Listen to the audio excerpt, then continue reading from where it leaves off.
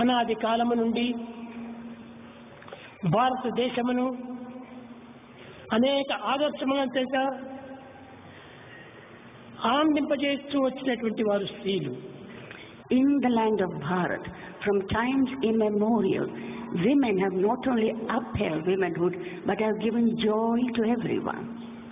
కనుకనే సృష్టి ఆది నుండి కూడాను స్త్రీ పురుషులు అనేటువంటి స్త్రీ పేరు ముందు పురుషుని పేరు వెనుక పెడుతూ వచ్చారు. Therefore, from creation, of the beginning of creation, we always say the name of the woman first as Stri, and then only Purusha, the man. స్త్రీ అనగా ప్రకృతి యొక్క స్వరూపమే. Stri, the word Stri means she is the embodiment of creation. కనుక మొట్టమొదట స్త్రీని ఆధారం చేసుకుని జీవిత సమస్యలను పరిహారం గావించుకుంటూ వచ్చారు ప్రాచీన ఋషులు. So the Rishis of old took woman as the ideal and tried to solve their problems through the women. అన్నిలకు కూడాను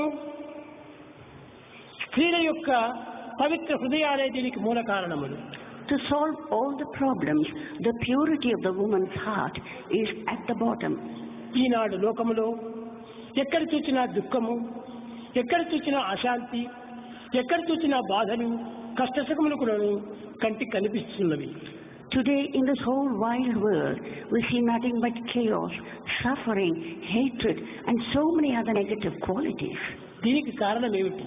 What is the reason for this? పవిత్ర హృదయులైనటువంటి యొక్క స్త్రీ పురుషులు లోపం కావడమే ఈ దేశమునకు ఇట్టి కష్టములకు మూల కారణం. Because there isn't harmony between the men and the women. This is the reason for all the chaos and trouble in the world. దేశం యొక్క మంచి చెడ్డలు అన్ని కూడాను పవిత్ర హృదయులైనటువంటి స్త్రీ పురుషుల యొక్క చర్యల వలనే దీనికి మంచి చెడ్డలుగా రూపొందుతున్నది.